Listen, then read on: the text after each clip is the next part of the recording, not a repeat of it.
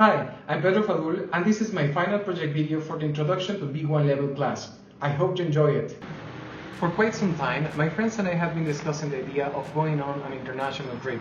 At the beginning, it was a bit difficult since neither the destinations nor the budgets were aligning with what we all wanted. After a lot of search and doing some research, we ended up deciding to go to Guatemala. Planning a trip is always exciting, especially when you love traveling. Once the dates were set, we began looking at different routes to get to Guatemala. We spent time watching TikToks and searching for good deals. After purchasing the plane tickets, we took some time to discuss activities and places each person wanted to visit. After all, you never know what incredible adventures you may have when you explore new destinations. My friend Eyeri had never traveled to a foreign country before, and it's funny that he had bought his plane tickets before getting his passport approved. If he hadn't gotten his passport approved on time, he would have been in a troublesome situation. Even though we had planned the trip several months in advance, the time went by really fast. Before we knew it, we were on a bus in Veracruz heading to Mexico City. Fun fact, we bought the tickets for a low-cost bus line called Colors, and incredibly, the bus made it to Mexico City in just 3.5 hours, a route that usually takes 6 to 8 hours. It was amazing. When we arrived in Guatemala, we noticed that the places and people were very similar to those in Mexico. My friend Delfino was joking around, seeing that we hadn't really left the country. We had planned a daily schedule for the trip, and we stuck to it.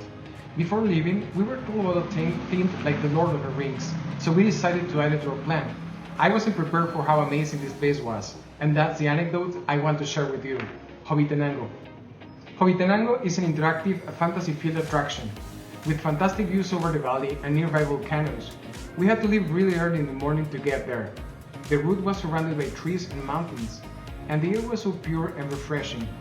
We were the first group to arrive at the village because of our early start, and it was perfect. We got to explore the area with no one else around. Even though I'm not a huge fan of the Lord of the Rings, I was really impressed by how detailed the village and tiny houses were. One of my favorite spots was this viewpoint in the shape of a giant hand. Standing there, it felt as if the hand was lifting you over the mountains and valley. It was an amazing spot for taking pictures and video. We spent some time enjoying the view and continued exploring the rest of the place. The entire village was a mix of tiny structures and handcrafted wooden spaces. There was also a restaurant offering traditional Guatemalan dishes, all of them served with rustic plates. After having lunch and resting for a while, we took the final moments to appreciate the place.